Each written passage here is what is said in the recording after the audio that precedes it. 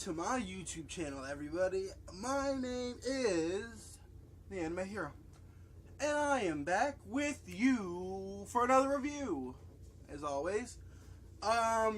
So to continue on with Danganronpa Month, last week we had Danganronpa Trigger Happy Havoc. Now let us move on to the sequel game, Super Danganronpa 2, Goodbye Despair. This game came out for the PS Vita.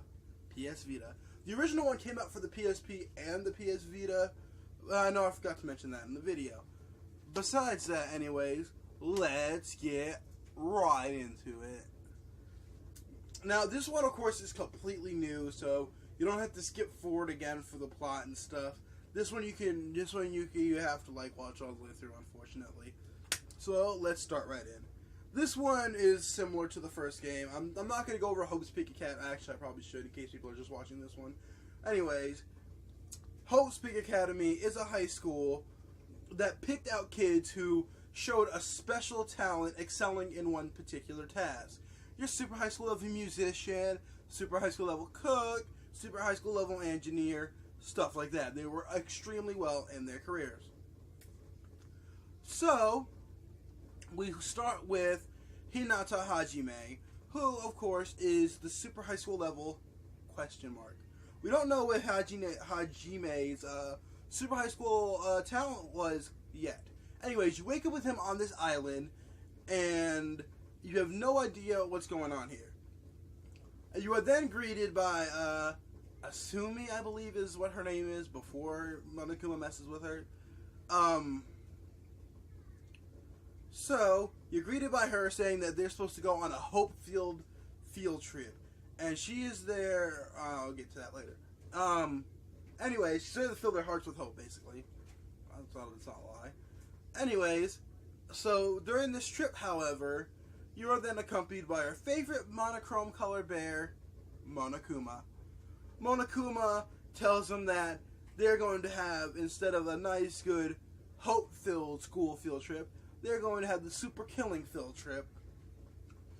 And then proceeds to change Asumi to Monami, which is like a white-pink version of Monokuma. Anyways, he changed her name too. So, with Hinata Hajime as the main character, it is your job to go around and solve the mystery of the super killing trip. During this, again, you meet the creative characters. Most notably, though, would be Chiaki Nanami, Kazuichi Soda, Sonya Nevermind, and I guess Akane is kind of memorable, I suppose. Basically, no one that... Oh, no, I guess you see Kazuichi in there, and Akane, in Fukuhiko. Anyways, so basically now with this, it's your job to break down what's going on. Eventually, to uncover the secrets of Hope's Peak Academy. Now let us go over the characters. We're going to bust right through this video. We can go to the characters. Like I said, I'm only going to mention the real memorable ones. Hinata Hajime, by the end of the game, we find out that he was considered, he was Hope's Peak Academy Reserve Course. Meaning he didn't have a super high school level lucky talent. He was the student for the part where you could enroll and pay for your tuition. And of course, the reserve course pay went to funding. Originally, it was meant to fund Hope's Peak Academy, but instead the board of directors used it to fund the Izuru Kamakura project, which Hinata was a part of, where they basically tried to inject him with all the talents, creating the super high school level Hope. It backfired when Junko Anashima captured him and used him to turn the 77th class, which is who these characters are, into the remnants of despair. And then you have AI Junko, who died in the last game, but comes back revived as an AI in this game, although, again, her AI dies, again, in this game by being impaled by a lot of, no, she gets crushed, I think. No, I don't remember how she died. It was a good fight, though. We also have, those were only the two big people. It's not like Hyoko, who always, alright, well, I guess I can bring up Chiaki, who was a huge help to you in the trial. I hastily wanted to bring her up because I don't find her that well of a character as most other people do. Everybody's like, oh, she's ultimate waifu. But, in all honesty, her character design and overall appeal, or lack of one, honestly, she was a very boring character to me. She didn't seem to stand out nearly as much as characters like Ibuki, Teru, Gundam Tanaka, characters like that, who I felt should have stayed around much longer instead of an AI. You find out later that she was an AI created to help them all return from their remnants of despair and become back to normal. That's basically it, other than Monokuma and Monami, who are both, well, Monokuma controlled by AI Junko. Excuse me one second. My throat was a little dry. So you also, I guess I can bring up Monami and how she works.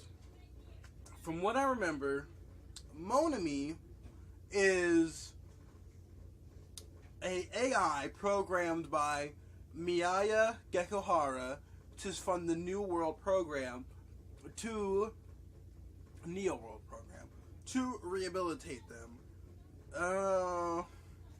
That's really all there is to say about her character. Of course, he does get taken over by Monokuma with the hacking.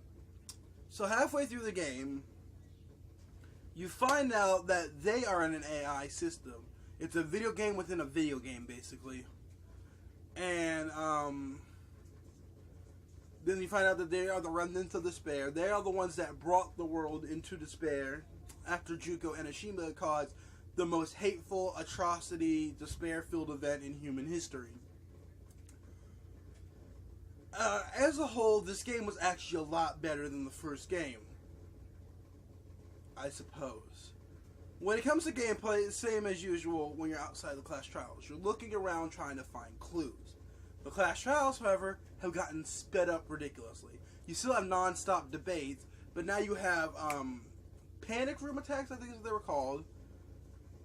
Yeah, panic room duels. That's when, basically, and if you had the PS Vita, this is how this worked. It's when you cornered somebody. It's when you found out who the killer was, you were trying to really drive it home. So you were debating with them, and they were spewing out anything to get the blame off of them. And the screen would be split in half, with your side, and with Hinata, and then the person you were accusing. And you were supposed to slash down, cutting apart their argument, until you eventually won. You also had, I think they were called, like, light battles or something.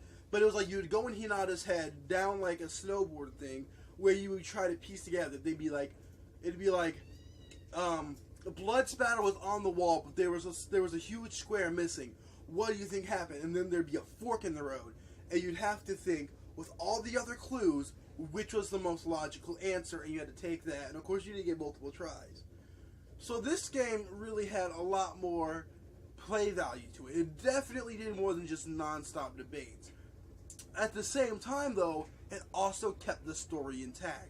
Adding these gameplay elements did not deteriorate from the class trials. You were still able to follow it and understand, and then figure out who the person was, who the killer was.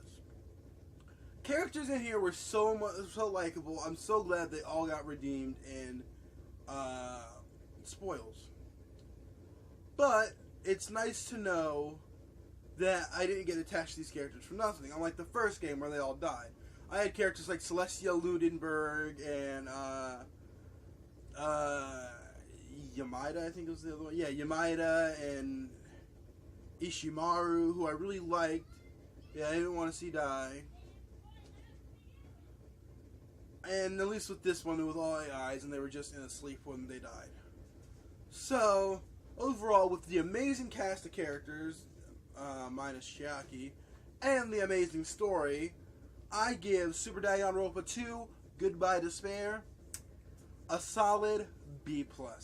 It's a good game. It's not A class, because I really wish there was more to do, other than just going around and finding clues. I wish there was cutscenes too, but that's personally me. But as a game itself that's supposed to be like a mystery game, it does A-okay. So, next week we are going to move on to Danganronpa 3, Despair Side. So stay tuned for that.